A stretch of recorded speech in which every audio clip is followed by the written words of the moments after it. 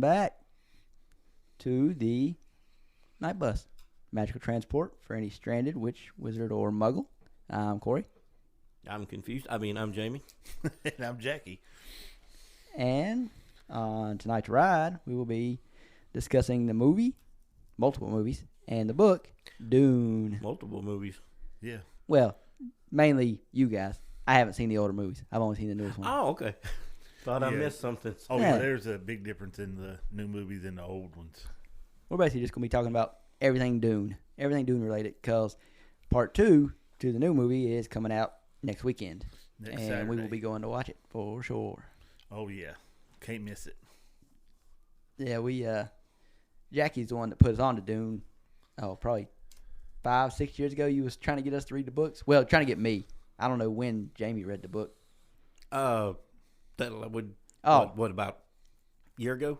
Oh, yeah, when I read it. So, Round about a year I wasn't ago? sure if you'd read it before that or not. No, I saw the original movie, the 80. That's what it was. I have no notes again, so I don't know what year the first movie come out, but. Yeah, That was like early 70s. But I mean, Oh, God, no. Betamax was out. No, it had to have been. 65. Or no, That's the book, dude. that's the book, yeah. 69. No, that's a It's book. still the book. I'm looking at. I've got The movie came out, and I'm positive it was in the 80s. 84. Okay. 84 was the first movie. Yeah, and it wasn't a bad movie. You can't cast a grown man to play a kid. No. I mean, I'm not talking about somebody in their 20s to play. Was a grown ass man. Oh, yeah, he looked like he trying was to play 30. a 14-year-old. I didn't know anything about the story, so I didn't notice that part. Oh, you know? that was me too. But it was totally different than what I'm watching now. Yeah. Well, I mean, it also helps now that, Timothée Chalamet just looks like a kid. He's got a baby face. Oh yeah, Like his SNL skit, I'm a baby face. yeah, he definitely looks a whole lot younger. I was, and I know they didn't, but for part 2 coming up, that's when you get to meet, Vladimir Harkonnen's cousin, who he's got groom picked to be the heir. Yep. I wish they would have got Spider-Man. Who plays Spider-Man? My mind's going blank. So, Tom Holland. Yeah, I wish they'd have got Tom Holland to play that role. Just the 2 of the most popular kind of babyfaces now, and because Zendaya's in it, you got Tom Holland. That would have been cool to have him come and play. What's his nephew's name? Oh man, I should know this, but I cannot remember. I literally just reread the book, and the names in Dune are very confusing. Yes. So they're hard to remember. But yeah, his nephew.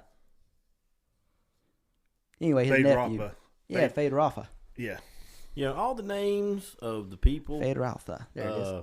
the cities, the planet, it's all got kind of I'd say like a Middle Eastern kind of sound to it. Well, yeah. Yeah. Instead, they've got Austin Butler playing that role in the upcoming. I don't think Tom Holland could have pulled that off. You don't have to do much talking. No, it ain't so much the talking part. It's just, well, if you go by the description in the book, he's kind of tall, which Tom Holland is not. yeah, Tom Holland is short. yeah, and Zendaya's taller than him. I can't see him playing a villain. I understand where you come from. I was more just getting at the fact that they've got Timothée Chalamet and Zendaya, so bring in Tom Holland. It would just then you've got an all-star cast of that would have broke the internet. They probably didn't have young the budget people. for that. Well, you have a point there too. Well, you say that. Look at the people in this movie. I was gonna say it's Dune. This production probably had a lot of I money. mean, they've Well, got yeah. Timothée Chalamet, Rebecca Ferguson, Oscar Isaac, Zendaya, Javier Bardem, Jason Momoa, Josh Brolin, Dave Bautista, probably not that expensive. Florence Pugh. Kind of insulting, wasn't it? Come on, man. Deep. I mean, Drax the Destroyer. He's not He's The worth Rock. a few dollars. you got Austin Butler, Florence Pugh, Christopher Walken, Leah Sudux. I don't know if you guys know her. She's a Bond girl. That's the easiest way to know her, but yeah. Yeah, and like I said, it seems like budget was not an issue. Of course, this is Max, so Yeah. budget's not an issue. Not too much. Yeah. But considering, the first one went straight to HBO Max and this one's opening, this In part 2 theaters. is coming out in theaters. Well, it's because it does. I guess because it doesn't so well. Oh, it done It did. tremendously Super well. It hot. did. Yeah. And anybody out there listening, if you've never watched any of the movies or read the book, watch these new movies first. Watch part 1 and then probably watch part 2, then read the book. So you've got characters in your head, and you'll love the book. If you like the movies, any little bit, you'll love the book. If you love reading, you'll love the book because it is 21 it's hours a, and it's a something long. heavy read, man. Yeah, and it like I said at the start when I was mixing up the dates, the book was written in 1965, so it's an old book, so it's old English. Dude, 65 is not that long ago. Look how old he is. Was you born in 1965? I said, look how old he is. Oh, I thought you were Yeah, referring no, to me. no, he was pointing at me. I said, look how old he is. To him, that's a long time ago. Yeah, that was 31 years. The 60s No. and 70s was Yeah, the 31 heyday years of before I was sci-fi born. writers. Like, was it Frank Herbert? Yeah, Frank Herbert. Frank Herbert, Roger Zelazny.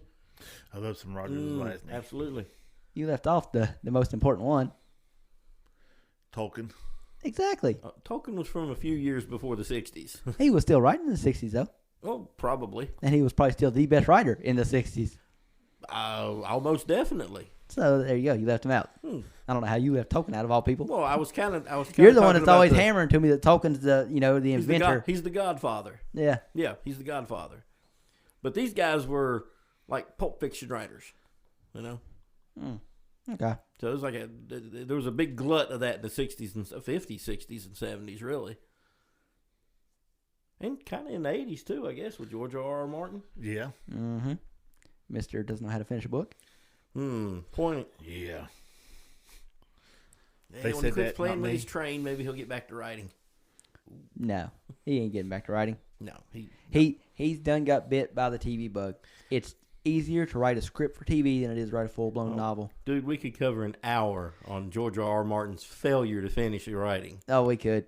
And Yes. eventually we are going to do a Game of Thrones podcast because we all love the first 6.5, 7 seasons of Game of Thrones. Like, like most of the world. Yeah, like, 90% of people who love Game of Thrones, we love the first 6 seasons. We like the 7th season, and we absolutely hate the 8th season. Well, there's parts of the 8th season that was pretty. Episode two. The whole battle scene, and that was good. It was a little dark, but it was good. Yeah. And by dark, I mean you couldn't see the screen because it didn't have enough brightness. Yeah. I had to argue with the battle scene because a lot of it didn't make sense. Boy, we are drifting way off of this and head straight into Game of Thrones. This has here. nothing to do with Dune. All right, let's get back on topic. Yeah, well, Back on we- track. Again, we can make a whole. We're That's going to make a info whole for another podcast show. of that. Yeah. There'll be a Or podcast shows. sometime or another down the road that's just us, talking about the good stuff and bad stuff in Game of Thrones. But now we're on Dune. So, yeah, back to Dune. We want to talk about what happened in the movie different from the book, or just talk about Dune in general? We cannot talk about what's different in the movie than what's in the book because there's 14 hours worth of stuff left out compared to the movie. Well, Like I said, not man, not it is completely. Like I said, I think if you listen to the book on audio form, it's 21 hours long, and when you get to the point in the book where the first movie ends, part 1 of the first movie ends, it's around the 11 or 12 hour mark of the book, and it's a 2 hour and 20 minute long movie. So yeah, there's about 8.5 to 9 hours of book there that's just not in the movie. yeah, and some of Although it you can't really do it that way because you can't put a lot it of all in. a lot of stuff just happens quicker on the screen than it does in a book. So you can tell a 2 hour book on screen in 30 minutes. yeah, but they They did leave a lot of stuff out though. important stuff. That's what got me. A lot of the important stuff when they're leaving Caladan and going to Arrakis. They're on the inside the they call them The trader people. I don't know why I can't think of the name of them. Oh my God! See, this is the problem. I literally just re-listened to the book, and I already can't remember a lot of this stuff. Me too. The guild. Yeah, the guild. And his dad is talking to him about, with this stuff that's going on with you and stuff. We'll see if you want to become a Mentat. Yeah. He said, well, I thought to become a Mentat, you can't be told about it. until you get to it, and then he stops and realizes all the training he had been getting from a Was kid up to Mentat then training. was Mentat training. Well, a mix of Mentat training and The Bene Gesserit Bene training. Gesserit training, which And is you supposed to guys only be are for making women. a but- perfect point with your conversation here about how heavy a read this thing is. Oh, yeah. You have to learn the Oh, language of Yeah, we Dune. haven't even told people what a Mentat is, Yeah, there is or so what the Bene much. Gesserit is. Yeah. Well, we'd be here forever. Oh yeah, it's hard to explain all that. In the course of reading or listening to this thing, and like I said, it's a whole language you have to learn for the terms, and yeah, it's just really, really a heavy story. Yeah. Big. It's a thick. The Bene Gesserit or the Illuminati of that world. Yeah, They're and behind the scenes. It's all women. Yeah, they're behind the scenes trying their best to breed the perfect specimen. Yeah, They find people from here to here. They'll send women to sleep with them, and then they'll take those offspring and have them sleep with somebody else to keep the genetics going till Yeah. they get to a certain point. To the genetics, everything merges perfect. Now, you guys are way more familiar with the story than I am. Mm-hmm. I mean, I'm familiar with it, but I really didn't get deep into it like y'all did. With the Bene Gesserit, and you got the Emperor. Mm-hmm. And way back in the first movie, this also the visuals were amazing even back then for that movie, which is why I liked it as a kid. But a lot of it I didn't understand what was happening. What's the connection between the Emperor and the Bene Gesserit? Because they're like the religious sect. Are they in control, or is the Emperor in control? No, The basically, Emperor- they're of their own volition. The Emperor doesn't control them. They don't control the Emperor. They kind of operate outside of the Emperor's law. Yeah. See, that's interesting because you really get the impression right off the bat that the Emperor is. This ain't a good guy. Oh no, he definitely ain't a good guy. No. 'Cause he sets the two big houses against each other just to weaken the two of them. To weaken So them, they're not a threat to and him. he's mainly trying to weaken Atreides. Atreides is Yeah, his because cousin. he's afraid of them. And he's worried that he's getting too much power. The other great houses Or starting to look are to starting him. to look at him as the leader instead of the Emperor. So he wants to put an end to that. And the easiest way to do that is to take Atreides' arch rival, arch nemesis, however you want to say it, and the Harkonnens. the Harkonnens, Harkonnens. however you The want to different pronounce it. ways to say it. In the original, way back there in the movie, what didn't they call it? Harkonnen. Yeah, the Harkonnens. Okay, because that just sticks in my head. When you listen to the audiobook on Audible, they And say it's Harkonnens. Harkonnen, which is why when me and you was talking about it, year and a half, 2 years ago, whenever we both first read the book, you were saying Harkonnen. Harkonnen. I'm like, you just listened to the book. They don't pronounce it that way. He goes, well, that's how it was in the original movie. I've never seen the original movie, so I'm And like, that's the one that just is beat into my head. It's Harkonnen, Right. but it's not. It's actually Harkonnen. yeah. I don't know why they It's gonna be mispronounced it. it's gonna be whatever you hear first. Right. With anything, the first way you hear something pronounced is the way you're gonna pronounce it. Yeah. And on the Harkonnens, they're definitely, like you was talking about, the Emperor is afraid of the power of Atreides. The Harkonnens, they're powerful, but they're very selfish too. They're like They're money the hungry. gangsters. Yeah, as long as they're making a profit and getting what they want, they're really Right. not worried about much more power than that. They're not Yeah. a threat to the Emperor. Yeah. I mean, they're running. Why did I just forget the name of the Doom planet? I don't know why my mind is blanking. Arrakis.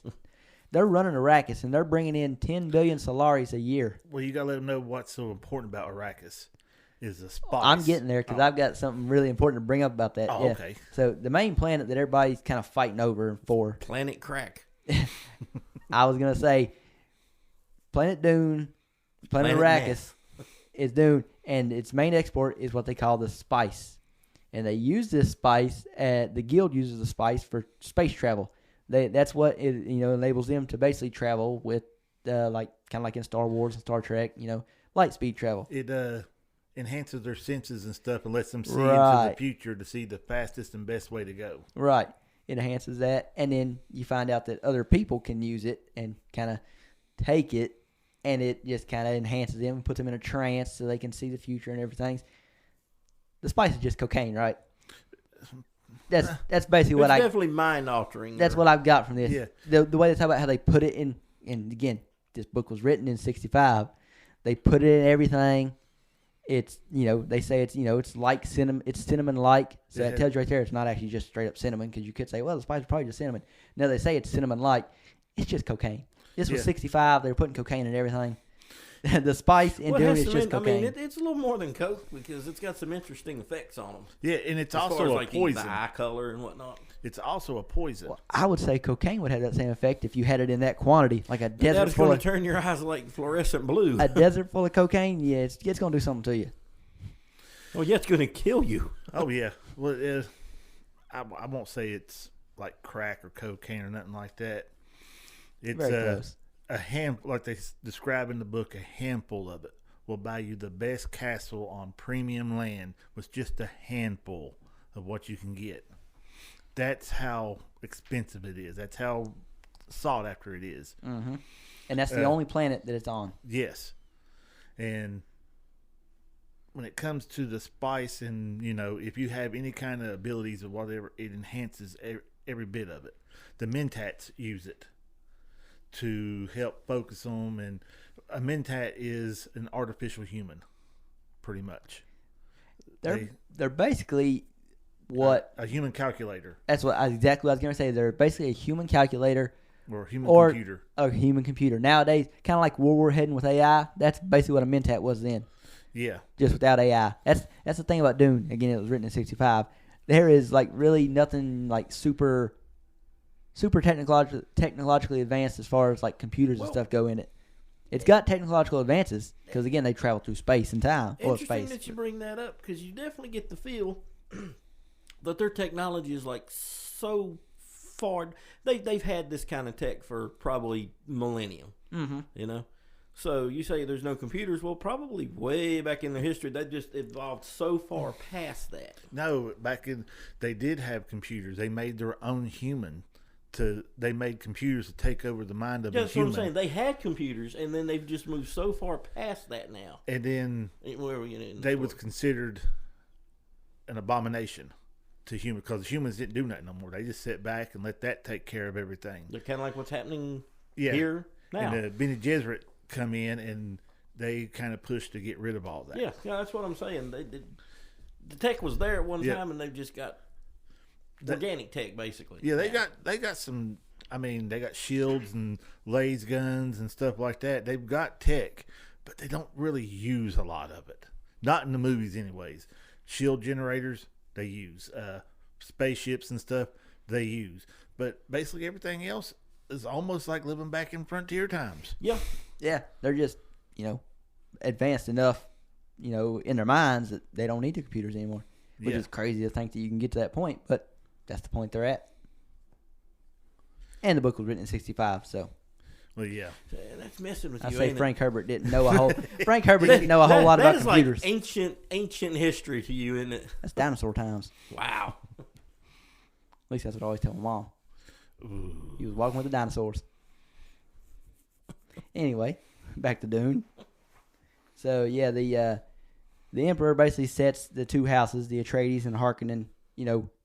He puts them on a path that is going to lead to war. Yeah, the Harkonnens have had control of Arrakis for 80 years, and they're making some of the 10 richest people. billion Solaris a year, and Solaris is just like their form of currency, so it's basically dollars. They were making $10 billion a year off of that planet. Yeah, can you imagine making $10 billion a year for 80 years? That's $800 billion. And it's not counting what they skimmed off of it. Yeah. Because, I mean, they're mining it. These are the gangsters of this universe. Yeah, they have to mine it. That's not the money that they're making. No. That's the money that they brought. That $10 billion is how much themselves, the Harkonnens, were earning. That doesn't account what they were having to give to the Emperor and all that. That's what, who was the Mentat for Atreides? Thufir Hawat. Yeah, he was looking through their books. That's how much money the Harkonnen were making themselves, was 10.2 billion Solaris a year. After everything was said and done, their profit was 10.2 billion a year. That's ridiculous. So they were actually making more than that, but by the time because again, this is still a society. The Emperor rules everything. So the Emperor gives, the Harkonnens, Arrakis to control. They've got to pay a tax to him and a tax to the guild and all this stuff. And even after all that, they were making 10.2 billion salaries a year. That's a lot of spice. It is. And that whole 80 years they was there, they thought that the people that actually lived on the planet before they got there, they thought there was a total of, what they say, 100,000 of them total. Not so much the Fremen. There's the regular citizens, and then there's what they call the Fremen. Mm-hmm. I call them the free man because that's pretty much what it is. That was a play on words. That's what he meant by it. And they only thought they were total a population of 50,000 on that planet. Yeah. But like they said on there, was a population so thin, and a planet like this, you spread your people out. And they was estimating over 10 million. Yeah, the Atreides, when they found out the Emperor was giving them the planet, and they knew why the Emperor was doing it, that, Paul Atreides wasn't dumb. He knew exactly what was happening. He thought, we've done our initial reports on the planet. If we can set up quick enough and make enough money off of that, we can cultivate the people there. And they estimated, like you said, like 10 million people. He said, this is what we call desert power. That's what Paul Atreides called desert power. He said, we can take those people and then we can fight off anybody they send.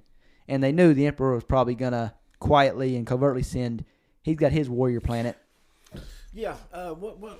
Again, y'all going to have to help me with the terms. What was the name of his army? Sardaukar. Yeah, because they're like supposed to be the best of the best. They are the elite, the Delta Force, as you call it. Yeah. Right. But how many times they refer back to Duncan, Idaho, and the other guy?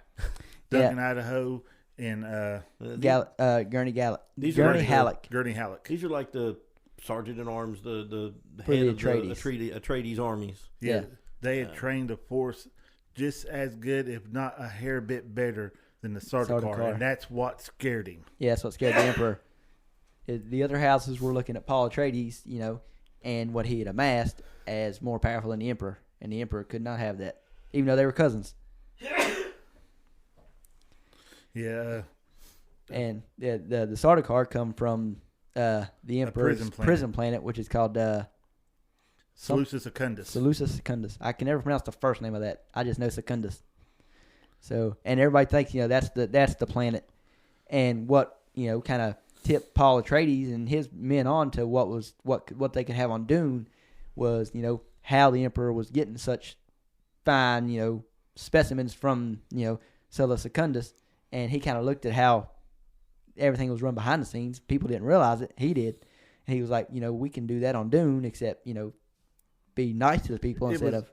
It was already happening on Dune. Yeah. They live in the harshest conditions on Seleucus Secundus, and only the ones who survive can make it to be a Sardaukar. Yeah, and when they make that, then the Emperor promotes them, and they get mansions and women and all this other stuff. So, and on Arrakis, they're already living. They grow up in a military style. Mm-hmm. Yeah, they have to just to survive. Yeah, it's a desert. Everywhere. They have what they call a CH, which is pretty much their own little towns, is what I call it. There's like 10,000 people in it. Mm-hmm. They do their own manufacturing. They make their own steel suits. They make their own plastic explosive, paper, everything. Probably need to explain what a steel suit is. Oh, yeah. A steel suit is a desert suit that they wear out in the desert. It reclaims your water, which includes urine and feces and stuff. And sweat. That's the main. Well, the main thing is urine and sweat. Yeah, urine and sweat. It filters it into the suit. Your body's movement pumps it around to filter everything out. And then you have a little catch pocket with a tube that you can bring around there and drink the water back into you. It is, in a word, disgusting. If your suit is properly sealed and everything's done right, on the harshest day, that body will only lose a thimbleful of water a day. And if you're on a planet that has no rain whatsoever, that's pretty damn good. Oh yeah, water is like everything. It's life. Water is like platinum to us. I mean, it's so rare that And I can tell you, when I worked out today, I probably lost 1,000 thimbles full of water. So yeah, that steel suit would be nice. It'd be a little disgusting, but it'd be nice. Well, they say it's got like an acrid taste to it, But I mean, it filters out everything. So you're not going to taste your urine and stuff through it. It filters that out. But the water's going to be warm. The water's going to be warm, and it's going to have as an acidity taste to it. Yeah, it would have to. Yeah. Well, since we're on the subject of the suits, on Arrakis, if someone dies, you don't just bury them, you don't waste them. Oh, yeah. You basically squeeze them you juice like a lemon until you get every drop out of them. Yeah, they render them down and get all the every bit moisture of out of them. They The juice moisture them. They belongs literally to juice the them. the water belongs to the clan. The flesh belongs to the person. Right. And that's how they do it. Your flesh is yours. The moisture is the clan's. Yeah. So needless to say, the Fremen are very structured, very precise, because they have to be to live, to make it. Yeah. They're a finely tuned military unit. Yeah. Even the kids, they even talk to the kids when they go to battle, that even the kids are fierce fighters. That women would throw their babies at the other soldiers and then fight to the death. Oh, yeah. Yeah. It ain't nothing to sacrifice a child or something. Yeah. There's no quit in them. Again, there's no weakness. Heavy story. Yeah, there's no weakness to them. They're not going to look at, oh, well, I'll give up because you have my kid. We'll have another one. That's pretty much how it goes. That's exactly how they look at things. Yeah, there's no holding them back. And then also, another thing that makes the planet Arrakis so treacherous is the worms. The worm. Or as the Fremen call them, the makers. The makers are Shahalud. Yeah, Shahalud. Yep.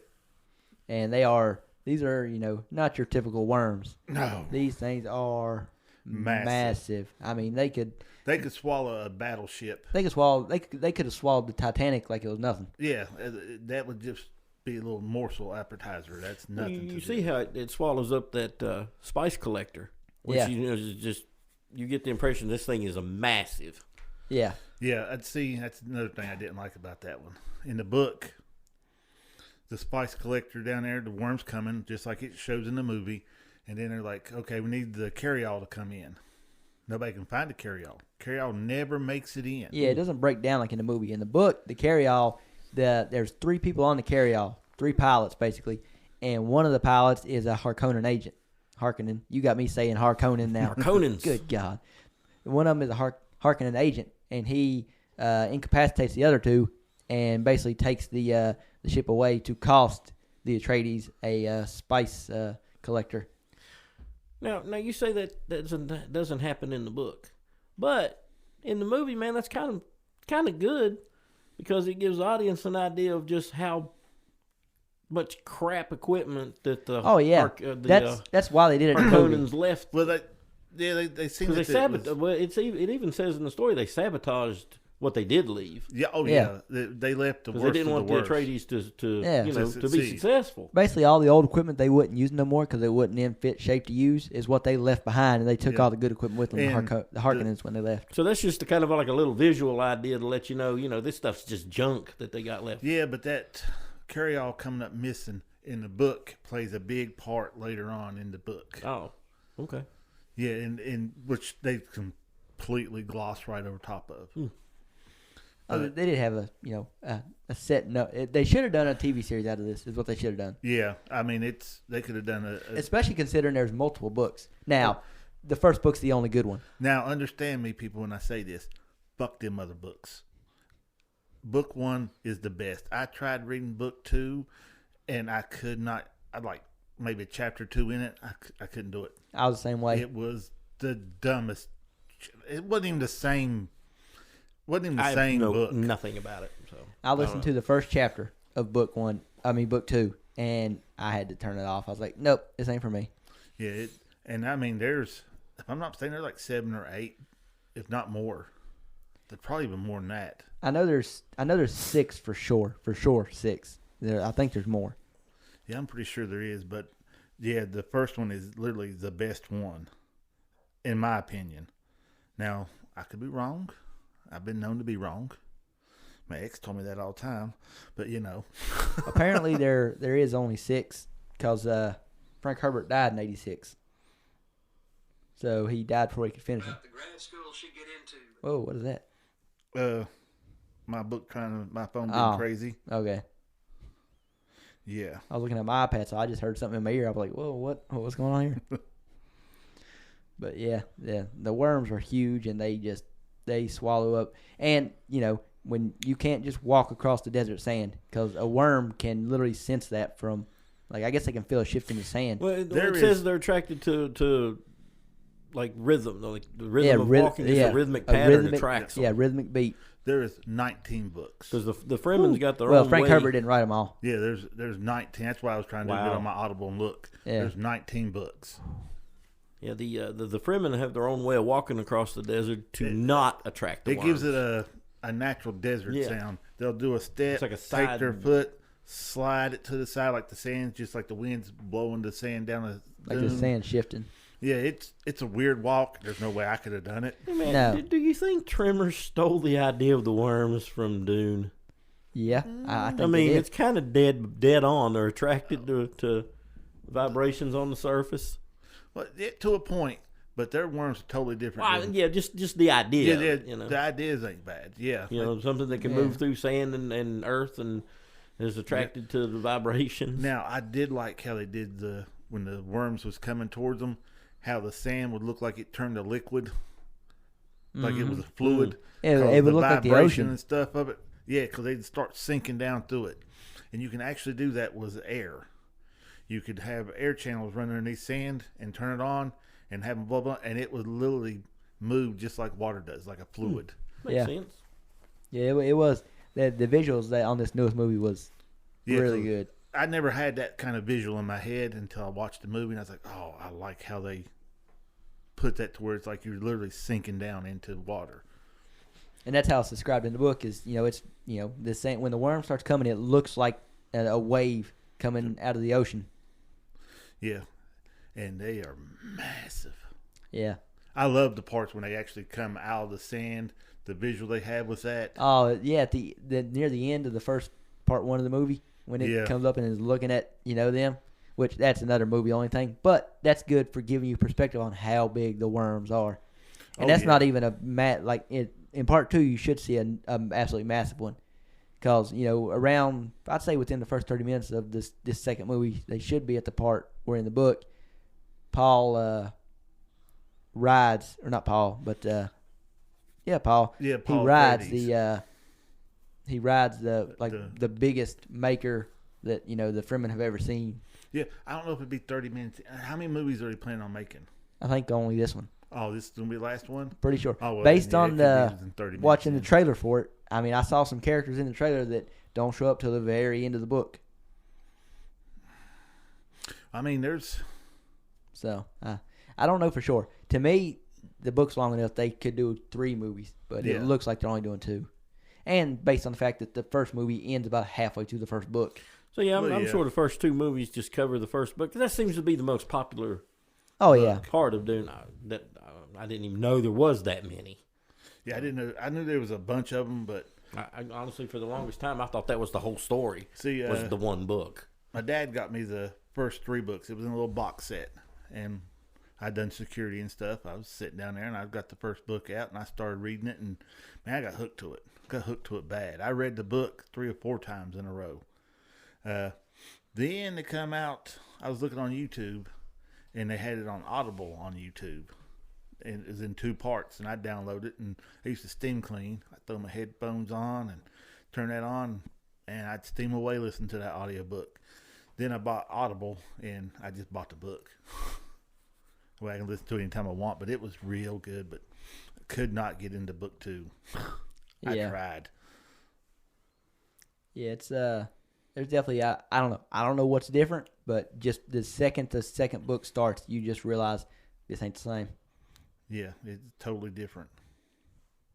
So yeah. Now, did Frank Herbert write the second book too? Yeah. Okay. He may have wrote all the other ones. The other ones, some of them may be like short stories. I don't know if short. Well, you can look since you've got them all put up. See how long some of them are.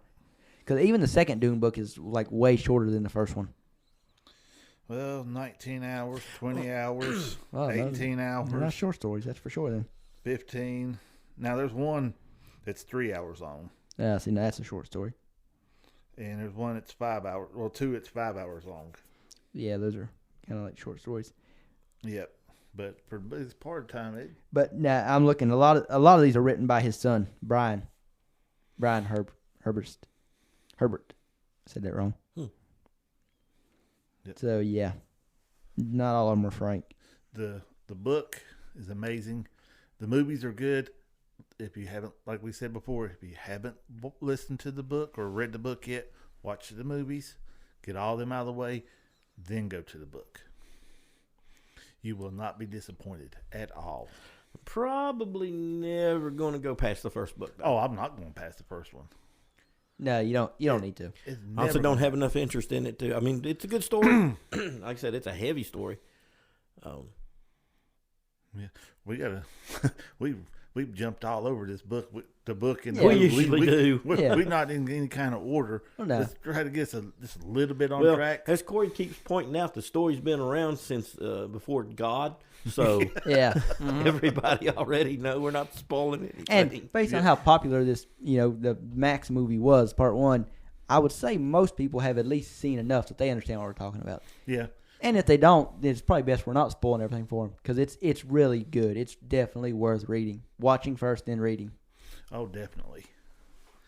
So I don't think we need to break down scene for scene. No, I wasn't going to go scene for scene. Just it starts out, they have to leave their home planet to go to Arrakis, just to set up so the Harkonnens and them will fight to weaken them down. They get to the home planet. They're leaving in the book. They're leaving the thing, going through a little parade through town and stuff. And they're calling him what they think he's... Oh yeah, his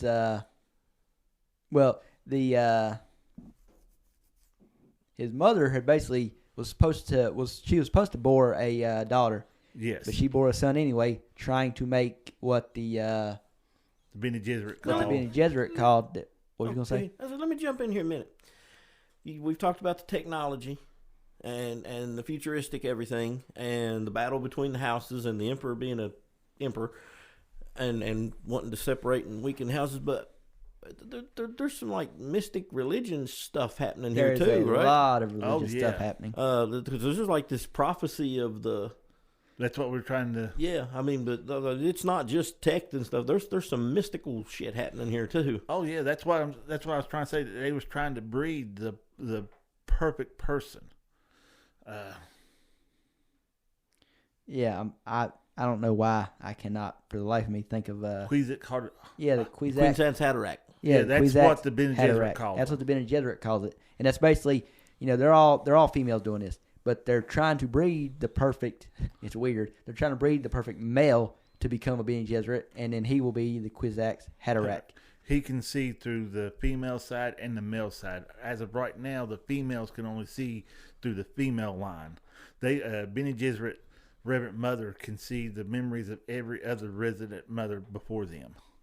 They can tap into their knowledge and stuff back through the history. They cannot see through the male side. So once they go to it, they get scared and it throws them back out. But the male will be able to see through the female side and the male side. And that's what they're trying to breed. Which, if it's never been bred before, how they know about it? I have no clue. That's what I say. So there's some like mystical.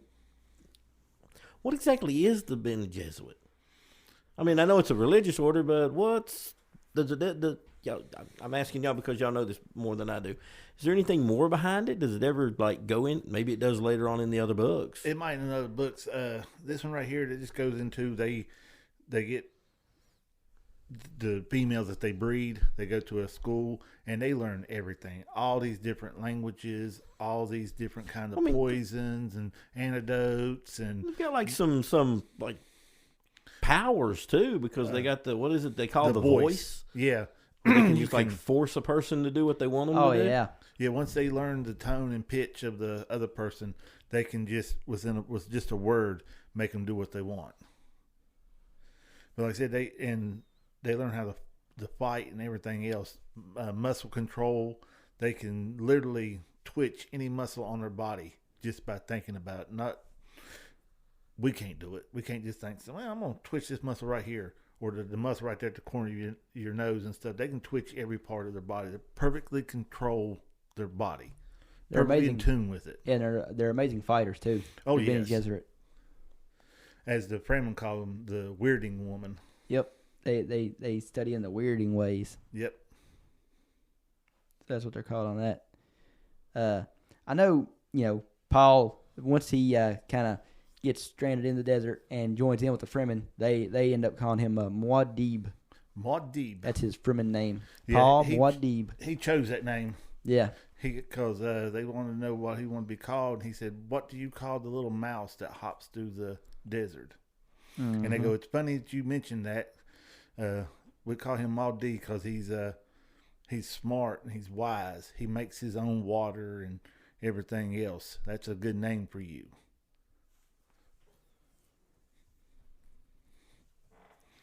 Because he gets visions and stuff because the spice is so strong out there where they're at, and everything they eat is heavily spiced. Because they're Fremen, they can get all the spice they want.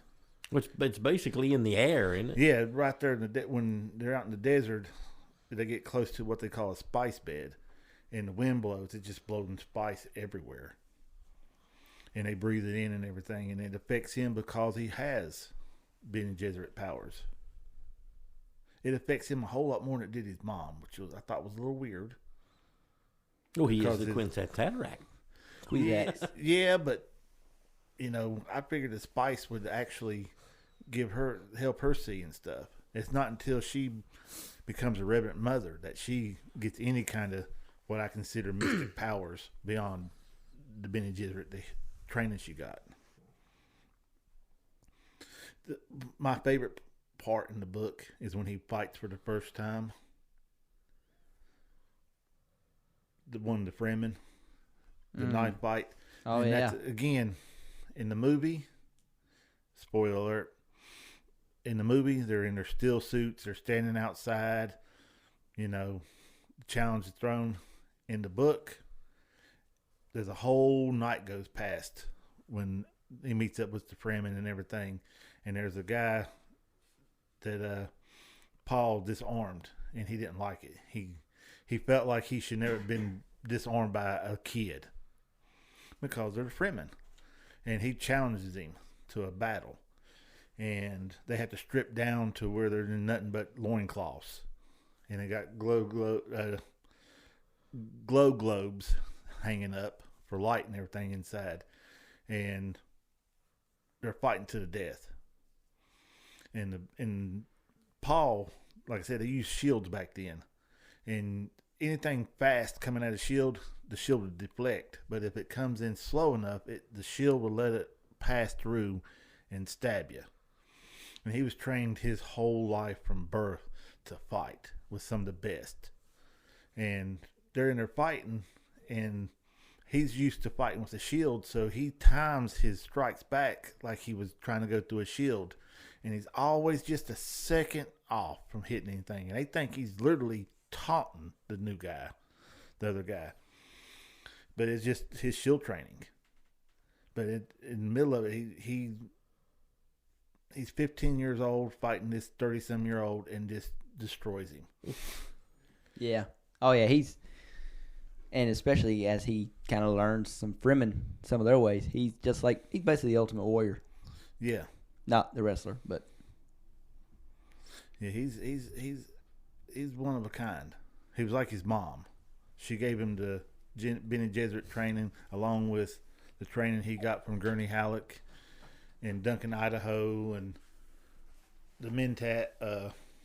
Beer Howard. Yeah, he's basically been trained in every form of mental training and combat training since he could, train. Since he was old enough to walk, he was trained in this ways. And Mentats are also assassins too. Mm-hmm. Skilled beyond, most humans. Just for some fact they can calculate in their head. You can ask them a question, and their eyes gloss over, and then they just start spitting out facts. That's how good they are. Yeah, that's the calculator term we was getting at. That's where that comes from. Yeah, because You'll ask him, I wonder how much it costs to do this, and then all of a sudden, poop here, he just stops, eyes gloss back over. I'm estimating blah, blah, blah, billions of salaries and stuff, and just a shame that they blowed that kind of money just for a ceremony in the movie. I mean, I could ramble on different parts of the movie all day long. Well, not the movie, the book. The book. The book is just amazing. The movie's good. It's just it don't hold a candle to the book. Now, they got good actors and stuff in it. I just wish Jason Momoa would have played somebody that lived longer. Oh, I know. Now, I love his battle scenes because he just has that look on him. He grabs his knives and stuff, and he just goes to work. He played the role perfectly. Yes, I just he hate did. that the character died so quick. Yeah. Now you talk about what are they? The Emperor's army? Sardaukar. Sardaukar are like top level warriors, right? Mm-hmm. The only reason they were able to take Duncan, Idaho down was just sheer numbers. Yeah. They just overwhelmed him. You know, he was taking out literally tens of them at a time. Mm-hmm. Yeah, it wasn't until they overwhelmed him with sheer numbers. Yeah, that's the only thing that brought him down was there was just so many of them. Yeah, that's why the Emperor was so afraid of the Atreides, because of the training them guys was getting. Yeah, and then I love the fact that when the Fremen are, basically when Paul and them kind of tell the Fremen, oh, that's Sardaukar, those are the best, and they're like, Sardaukar, those were good fighters. Yeah. They didn't hurt the Fremen, but they were good fighters. The Fremen was like, those were good fighters, and if the Fremen say you're a good fighter, you're a good fighter. Yeah, it's definitely a compliment. Yeah, because in the book they're like, oh, Sardaukar, that's why they were so good. And he's asking about the cannons, and what's Poop here was getting aggravated. He said, well, if you want one, go get you one. Oh, we did. We captured one. Crude design. That was guarded by Sardaukar. Oh, yeah, we lost 3, and they captured like 4 or 5 of them, or took out. They captured a couple of them and took out almost a battalion on their own. Yeah. And to the Fremen, that was nothing. To everybody else, you captured Sardaukar? Yeah. It's in the description they give. When it comes to a Sardaukar, you are to strip them down. You are to probe, X-ray, hard X-ray, shave their heads, pull their toenails, and be guaranteed that you did not find everything that was hidden on them when you get done. Yeah, because they're basically, they're supposed to be, until they meet the Fremen, they're supposed to be the ultimate warrior, the ultimate fighting, battalion. And, they've got just method upon method of winning a battle. So, yeah, you have to do a deep cavity search to make sure you've fully disarmed a Sardaukar, and then you still probably haven't fully disarmed a Sardaukar. They said you check their hair because they'll have sugar wire in their hair that is strong enough to decapitate a man. And it's just as thick as a hair. They could take their fingernails and toenails and pop them off and put them together and make homing beacons and stuff out of it. They're just wild how they got them trained. Like I said, the Delta Force of the military. And yet, like I say, Duncan, Idaho was taking them out 10 men at a time. Oh, yeah. Yeah. And that's... And Duncan, Idaho is basically a Navy SEAL. Well, he makes the comment, because if you're in the movie, because I just recently rewatched it, Idaho makes the comment, he basically got into a fight with his first Fremen, and he said, like, that was the closest he ever came to dying. Yeah. Yeah, he was out there looking for him forever, and they was watching him, and they finally sent somebody out there to kill him. Yeah, he was just, like, fascinated with the Fremen. Oh, yeah. Oh, he admired them. He basically became one. Oh, he had. Yeah. Yeah, but he got sent there, to Arrakis early, and by the time the Duke, Leto Atreides, and all the people had arrived, he had basically joined in with the Fremen. He admired them. They admired him because of how good a fighter he was. I get it. He was probably the first fighter they ever encountered that could, beat one of them in one-on-one combat. What they called a soft city person. Yeah. Or something like that. They actually... They basically laughed at the Harkonnen. Oh, like, yeah. They the Harkonnen warriors that got sent out against them, they just laughed at them. It's like, really, no, that's nothing. Our kids beat them. Yeah, in the books, I think they said they killed like maybe 30,000 Fremen. and they had lost over 60 or no, it was over I think 70 or 80. It was 2-1. They lost. No, 3 it to more 1. than 2-1. It was like 10-1. Yeah, for every one Fremen they killed, the Fremen killed 10 of them. And they thought, that the Sardaukar was just going to come through there and just wipe them all out. But that's when he was explaining to the Emperor how many people was on the planet. And he said, we didn't even cut into their birth rate. We just weeded out the weak ones. It's pretty bad, though, that the Vladimir, the Harkonnen leader, it's pretty bad on his part that, he didn't realize, what was going on when he's looking at the numbers like, well, yeah, we killed 30,000 last year. We may have lost 300,000 of our people doing it, but we killed 30,000. It's like, wait a minute. You just lost. For every 10 warriors you send, you kill one of them, and you think that's a win for you? Yeah. Like I said, the Fremen are just scum to them. They're nobodies. They're not worried about them. And I have to bring up my Harry Potter references.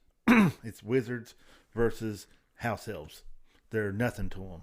They're scum. Don't realize that they have magic that they didn't have. Mm-hmm. That they was actually stronger than what they look like.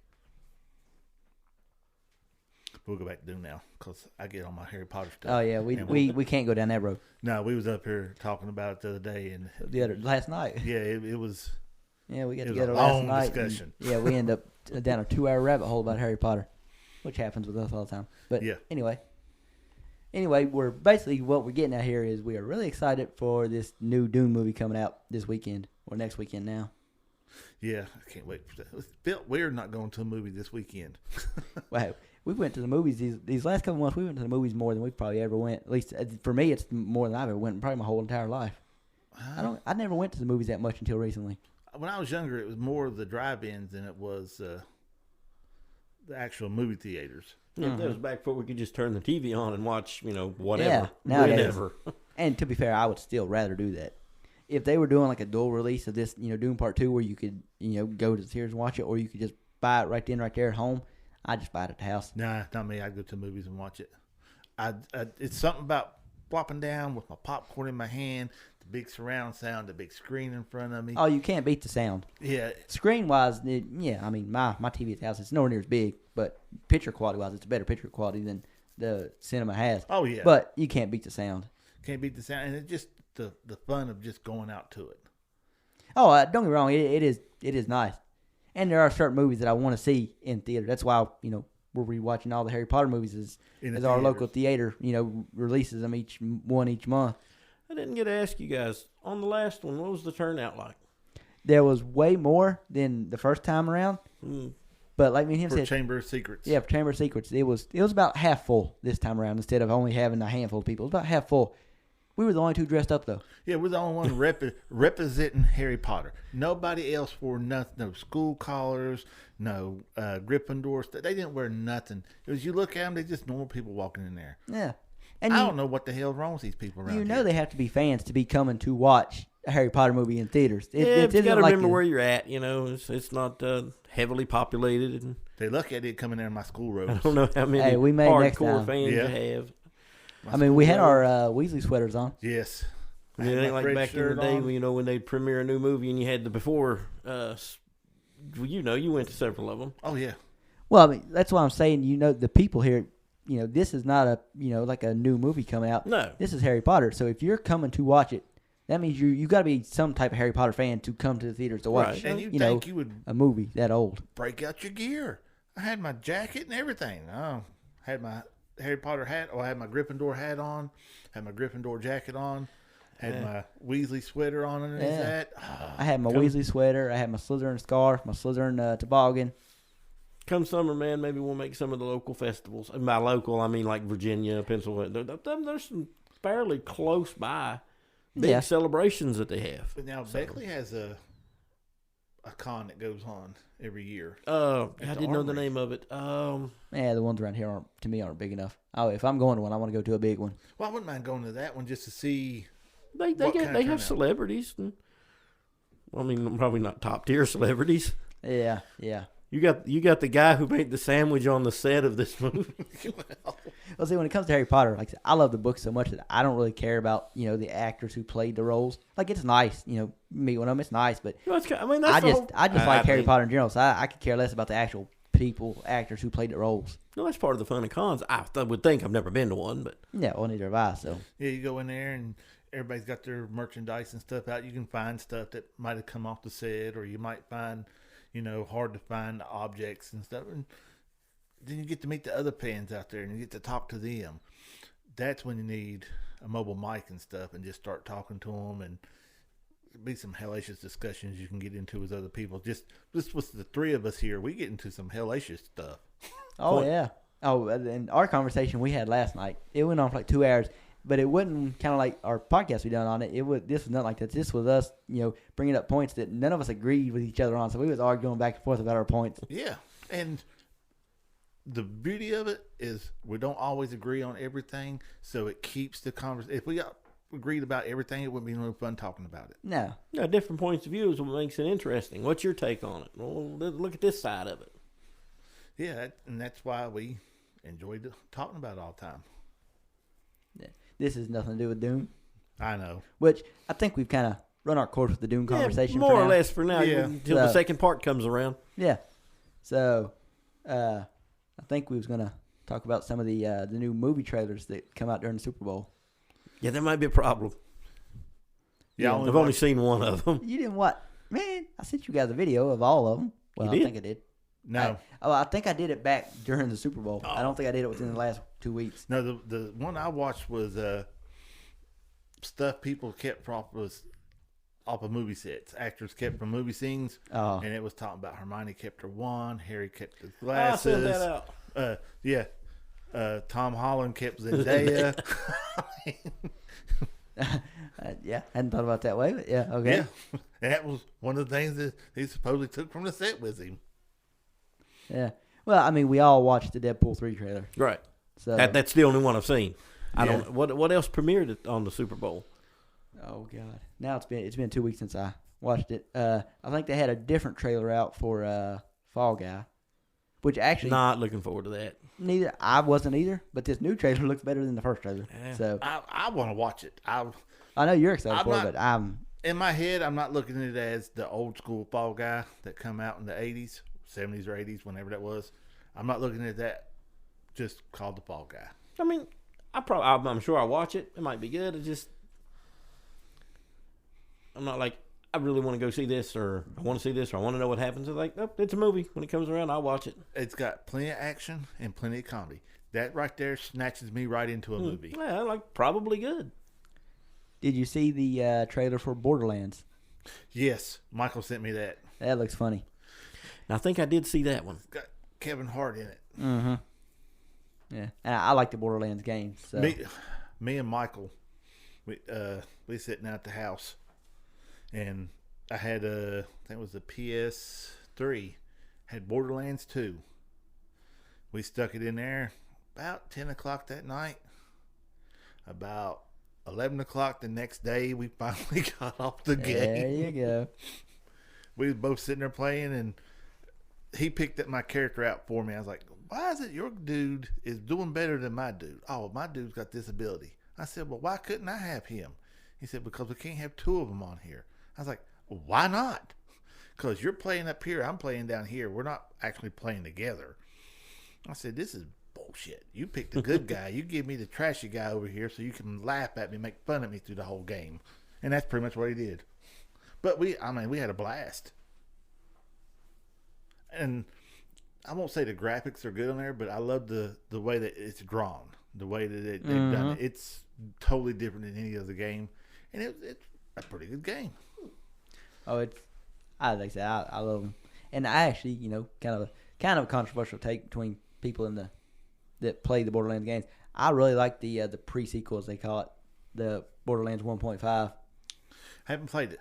I like it. It's set on like a moon of a planet, and so there's like low or no gravity. So your character moves weird. You kind of you move like you're on the moon, and I liked it. A lot of people didn't, but I liked it because they put out Borderlands and they put out Borderlands 2, then they put out Borderlands 1.5, what they call the pre-sequel. Yeah, me and boys played Borderlands 2. And I had to get another PlayStation to play Borderlands again. Ended up giving my other one to my son Douglas. Didn't have it a couple months. Yeah. And also, they released a new trailer for Kingdom of the Planet of the Apes, the 4th movie in that franchise. Now, Not like all of those, so I'll definitely be looking forward to that one. my youngest son loves all the Planet of the Apes movies. Drives me crazy when he talks to me about them movies because I don't watch them. Oh, you need to. But I've just started. if- I've watched the first one. we do a podcast, I'll drag his little ass in here and he can take my spot because I'm going to tell you right now, he will drive you crazy with the stuff on there because he remembers everything. And he gets into detail. This. I was like, son, I've never watched it. Oh, but son, I've never watched. You can describe it to me to a T. I've never watched it. I don't know what the hell you're talking about. Yeah. Do I want to watch it? No. Why not? I watched all the older ones. This is completely different from what I've read. I haven't yeah. seen the originals, but I went on because before I started watching, because there's so many movies. The Now, we're talking about originals. the ones that start with Caesar, right? Yeah. Okay. Yeah, I had to go online and look up, like, where do I start if I want to watch these? So I read about, all the different things. And basically, the originals have their own kind of story and timeline. Yeah. Then you got the one that came out in 2000, which is basically just a remake of the very first movie. But it's slightly different. Yeah, it's kind of a standalone, really. That's what, when I read online, that's what they said. They said, but it's different enough that it's basically by itself. And then you've got the, I think they wanted to start a series of movies with it, but it never really took off. You just have the first one because it ends like it would jump right into another movie. See, and then Rise of the Planet of the Apes came out like 12, 13 years later, and it, again, basically just reset everything. Yeah. And it's set in kind of like its own timeline and universe of all that stuff. And again, my whole thing is, if it was somewhat plausible, it wouldn't bother me none. But a whole Planet It's of a Apes, movie. I know, but a whole Planet of Apes versus the how many billions of people on Earth and how many Did you monkeys just are there? say if it was somewhat plausible with the shit we watch Yeah. We're just talking about Dune. and wizards? Oh, yeah. Hey, don't be knocking the wizard I'm down. not knocking them. I'm just saying the plausible thing don't work. I get it. It's just monkeys, man. How have monkeys taken over humanity? They get smarter. There's not enough of them. They breed, I guess. I don't know. There's just not enough of them. Well- There's so many of them that's endangered and stuff. I can't tell you how they done it because if you ever, I'd ruin it. Yeah, don't. You know what I mean. Well, I've only seen the first one, so Well, even I there's a don't little know. hint toward that in the end of the first one. I can't tell you what happens. what I was man. getting ready to I tell can't tell him- you what brings humanity down because that'd ruin the movies for you. Yeah, and don't ruin it for me, because in the first one, basically, all they're doing is basically just freeing themselves in the first one Yeah. from a San Francisco zoo and San Francisco kind of like holding pen. Now, I can see how So I gorillas and stuff can see how they can take take over San Francisco. because a gorilla could rip a dude in half. Oh yeah. Well, there is a few gorillas in Yeah. in the movie, the first movie that I watched, Rise of the Planet of the Apes. All I will tell you is, as the gorillas, primates, monkeys are getting more advanced, there's something that happens that Devolves. hurts humans. They probably got forced with some kind of vaccine for something, and it dumbed them down. I'm not going to tell you nothing more than that. That's how COVID started. They're trying to take us out with The monkey plague yeah. or the bat plague. The bats. I was about to say the bats. They don't. The bats are going to come back and rule the day and night. Yeah. We're going to have vampires coming at me. I'm going to have to run around with stakes in my boots and everything, and not a semi-rare steak, but an actual wooden steak. I hope it ain't got to be a silver steak, because I don't have that kind of money to be going out and buying silver steaks. Yeah. Who knows if that happens? Maybe you'll maybe you get to meet maybe you'll run into Kate Beckinsale. I don't know if that happens. Only. No, you're lucky you would run into Bella. Yeah, no, my reaction exactly. I love those movies, but I don't really care much for Kristen Stewart. She can't act worth it. Yeah, she can't act. Nope. Anyway, another trailer that this ain't really. This is a new trailer for a movie we already saw a trailer for, but Netflix dropped a new trailer for that movie Damsel with Millie Bobby Brown in it. So It still looks like it's going to be pretty good. I don't know when it comes out. It may already be out. I'm not sure. I haven't been on Netflix to see. But, yeah, I mean, every year at Super Bowl, that's when you get all the really good, commercials. So there was a few good trailers for movies. You used to get really good commercials. They don't have the good commercials like they used to. Now the best commercials are when you go on YouTube afterward and look at the Red Band commercials. Oh, yeah. The ones that just couldn't make it. The Skittles commercial.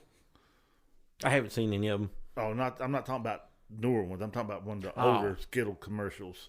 There's a couple of them. March Holy 8th. crap. March 8th is when that movie Damsel comes out on Netflix with Millie Bobby Brown. They're filming. Oh, go ahead. Oh, no, go ahead.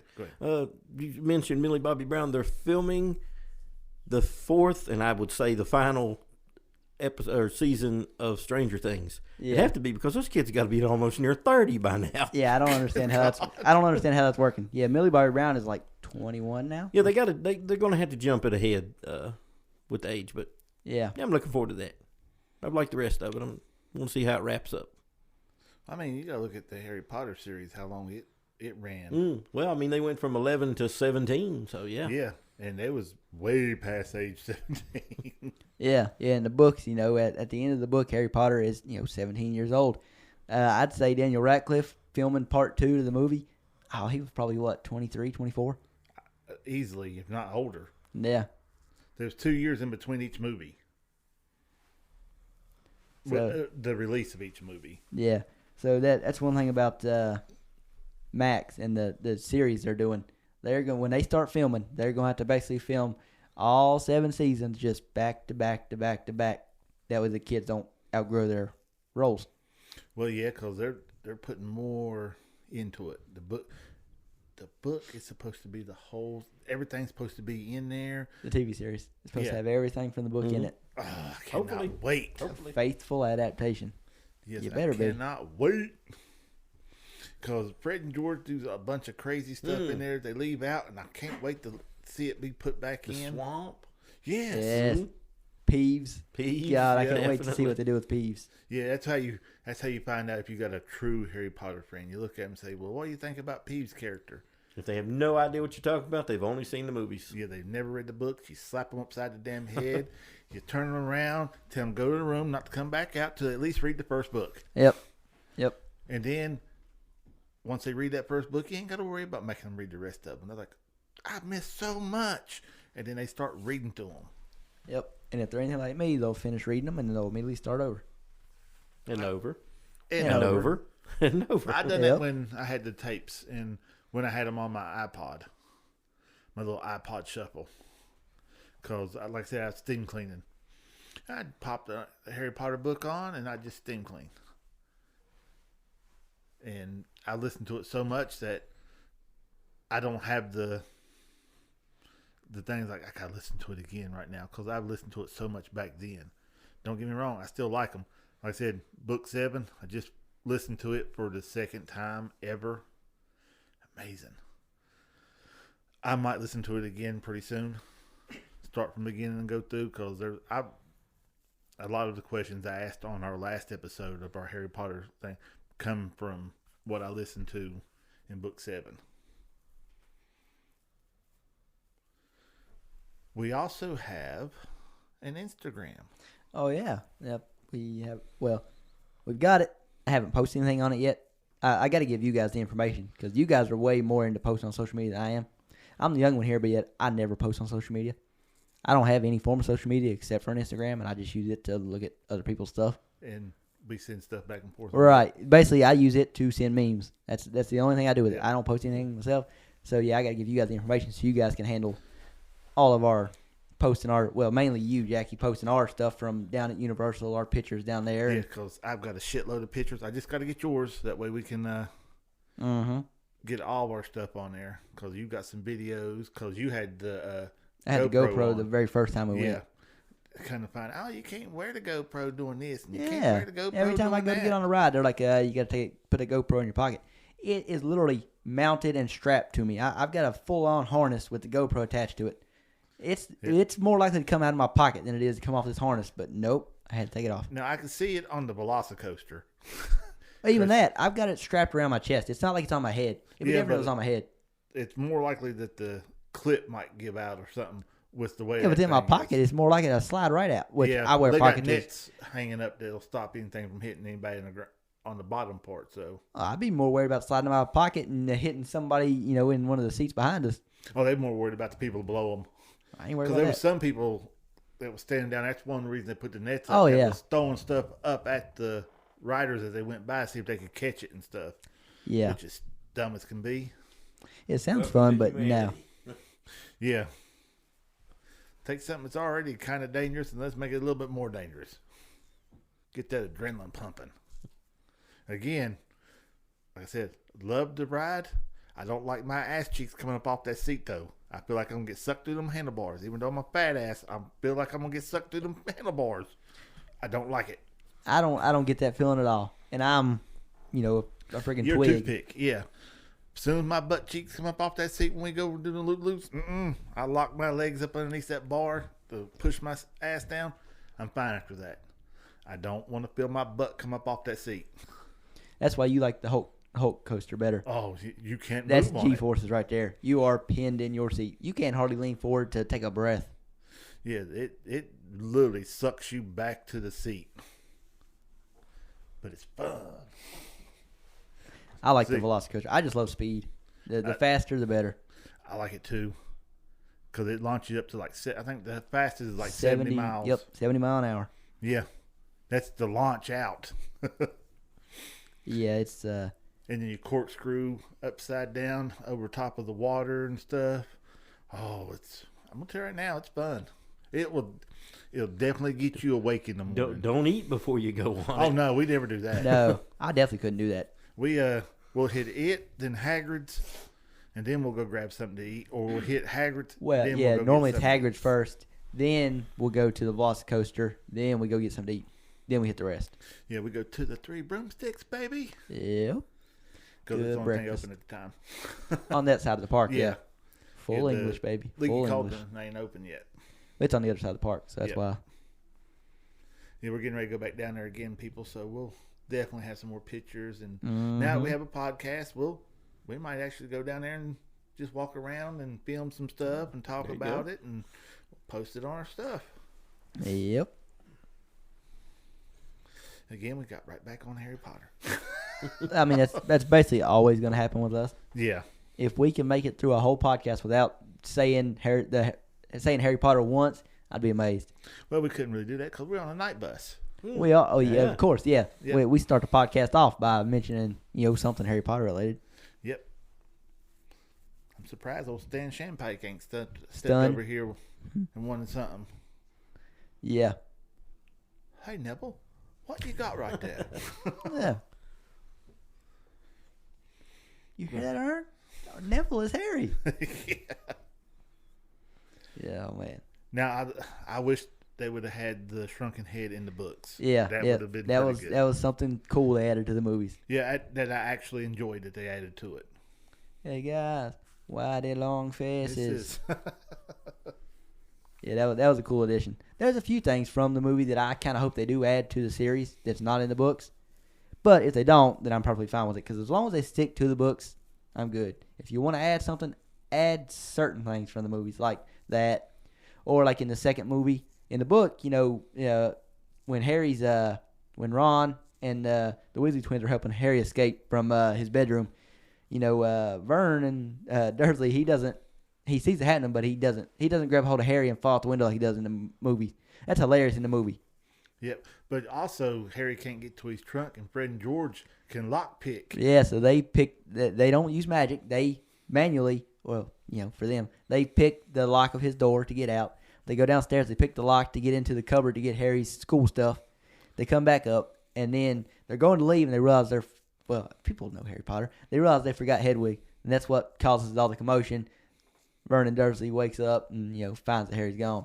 In the movie, that's what causes the commotion too. Vernon Dursley makes it in there in time to grab a hold of Harry's ankle, and he ends up falling out the window. It drags his ass right out that window. And I like that. It didn't happen in the book, but I like it. That was a cool thing that the movie had.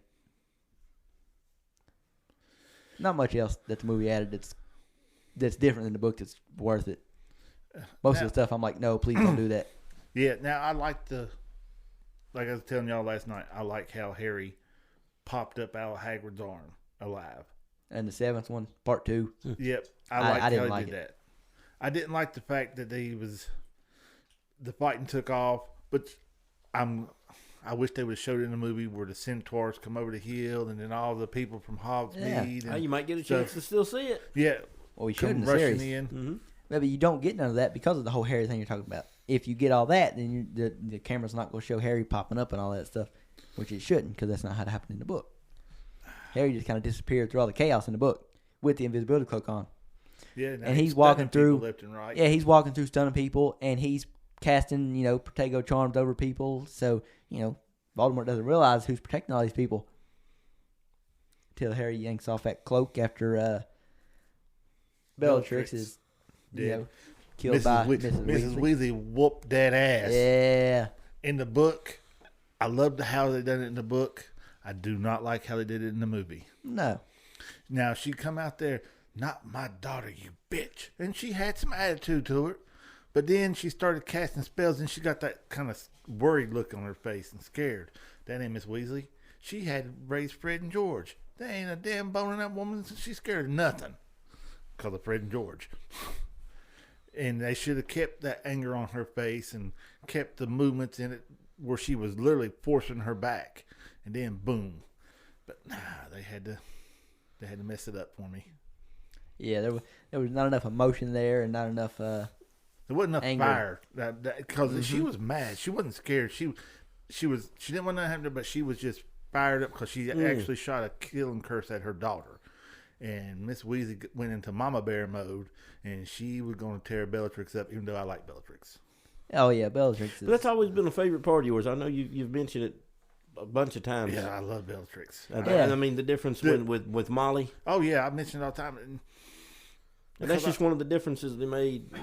And I don't know why they would do that for, because you want to show that fire and the heat to it. They didn't give it, though. That was not enough. And the Karkaroff scene in the 4th movie when he spits at Dumbledore's feet and Hagrid yanks him up. Oh, yeah, and slams him against the tree. That needs to be better in the series. In Book 7, when Caro spits at McGonagall and Harry. Oh, and Harry Harry yanks off that cloak and says, "You shouldn't have done that," and hits him with the Crucio. Yeah. Oh, that's probably my favorite part of all of Book 7. Book 7's amazing.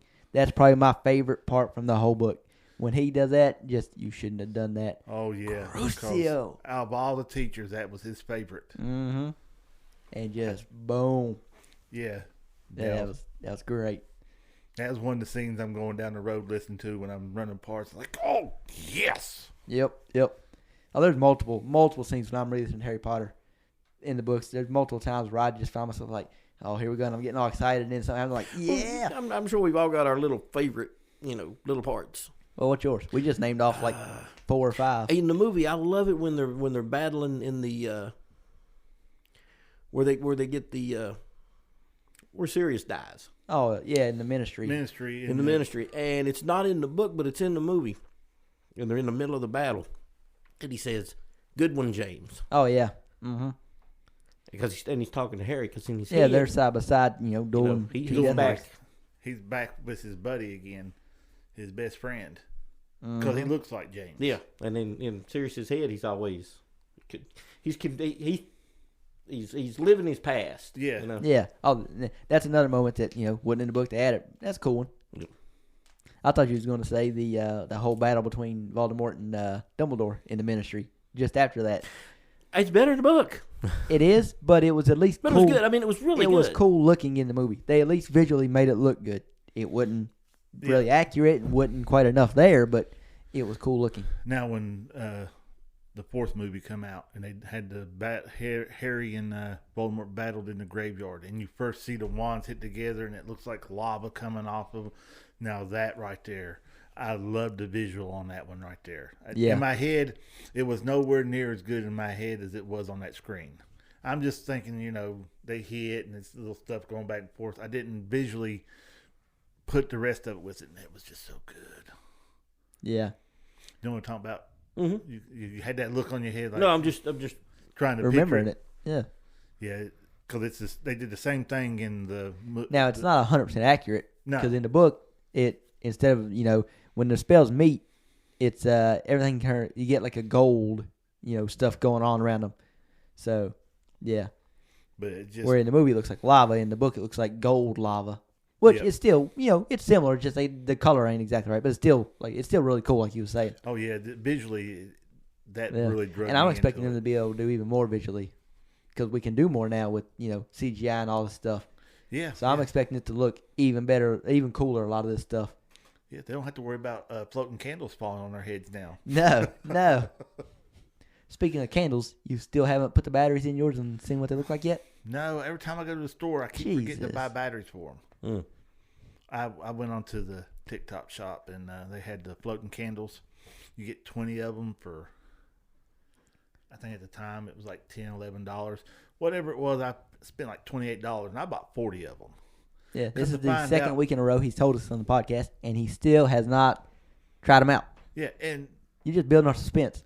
the bad thing is, I didn't know they didn't come with batteries. So now I got to buy 40 AAA batteries. Well, now there's something you can post on your Instagram page when you get them all hung. Oh, yeah. Yeah, it'll be up on our Instagram what they look like. I wouldn't mind hanging them up in here, but can't get by with that. So No.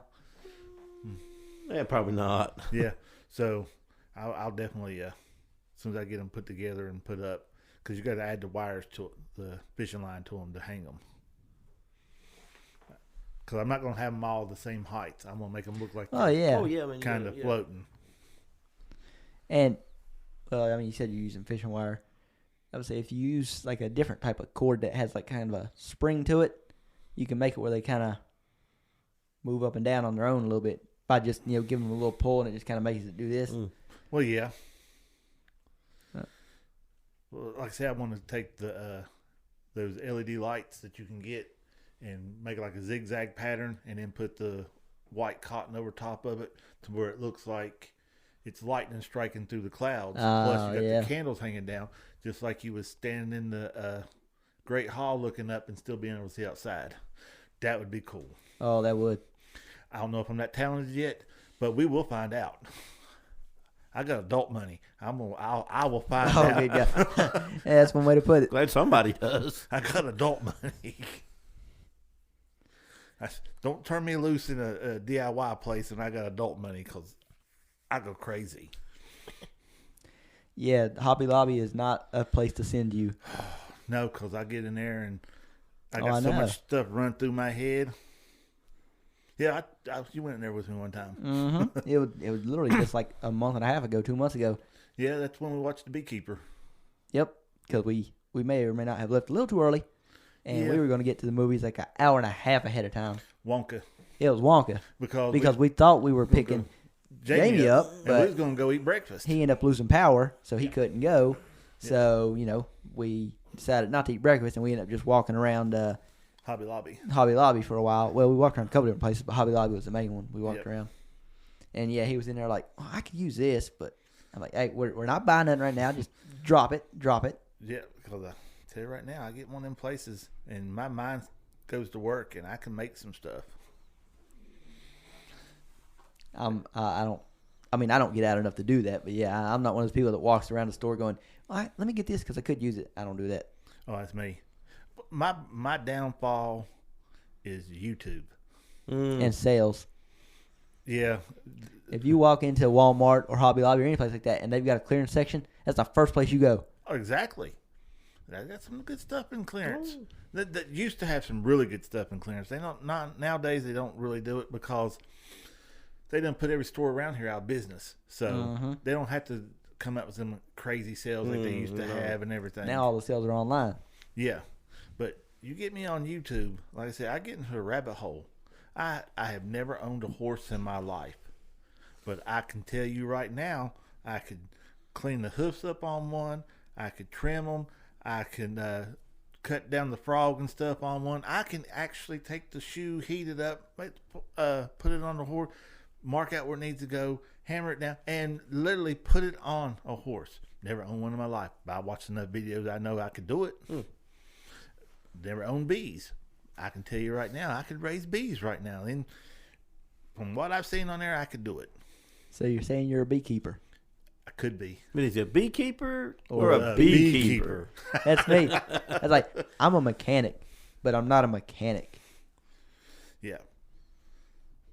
Another Jason Statham movie. Yeah, if they don't catch on to it, they just ain't cool as us. Yeah, they haven't watched many Yeah, movies. we talk in vague references and movie quotes. Just get used to it. all Oh, the time. If you hear me say something kind of off tone that you don't understand, it's a movie quote. Yep. I make movie references all the time, and most people don't get them because I watch a ton of movies. I used to watch a shitload of movies. Nowadays, it's YouTube videos and You ever just drop scrolling. that quote and just get a look? Yeah. Yeah. Somebody you say something and somebody look at you and you like, they get it. Yep, yep, That happens a lot up there at work. yep. I mean, I just watched. Technically, I watched 2 movies last night. One of them was new to me. One was one I had seen, but not in a while, and it was which we talked about last night. But I watched Focus, the Will Smith movie, which I had already seen before, with him and Margot Robbie. Good movie. And then I watched a movie I hadn't seen before called Stardust. Came out in That's a 07. real good movie. And that was a really good movie. I was Yeah, that's the shocked. one you guys have seen, but I haven't yet. Yeah, Yeah. we explained it to you last Yeah, night. yeah, I'm You're gonna check gonna- it out. you It definitely have to sounds watch pretty good. Watch it so we can Oh yeah. do a podcast. Oh, yeah, that's another one we can talk about because that movie came out in 2007, so it's an older movie by now. Yeah, and people should have seen. Some people should have seen. Well, I was it gonna say by now. I just found out about it last night, so you say I that. should have told you about it before because I've watched it. I know it 10 times. Yeah. But so yeah, people out there, it's a movie worth watching. Stardust. Yeah. It's on Amazon Prime, so Y'all need to watch it so when we go into our review and stuff of it, y'all can sit back like, oh yeah, then you can reminisce what you seen, or be like, they wrong, they totally wrong. Let me get on their Instagram and I'll tell them what part they was wrong on. Then we'll go back through there and look, and if y'all have movie suggestions or anything, just pop them up on there and we'll do them. yeah. I mean, they can leave comments on. Yeah, leave if comments you listen on on. anything. I'm just saying, if you listen to the podcast, if you listen on Apple or on Spotify, you can leave comments and And questions. we welcome every comment you leave. If you have a critique you want to, think Critique. yeah, tell us. We'll read it, and if it's like, well, we can do that. Or if it's something wildly crazy, we can't do that. Yeah, yeah. Which is hard to say because I do all kinds of wild, crazy stuff.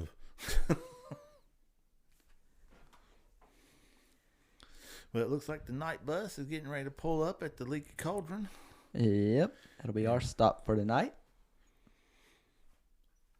I don't know what Jamie's over there Some weird watching. random page opened up when I was checking the time. He just rolled his phone over and all of a sudden it's playing a video. I must have left TikTok playing. Jesus. Well, Yep. we're at our destination, so signing off for tonight. See ya.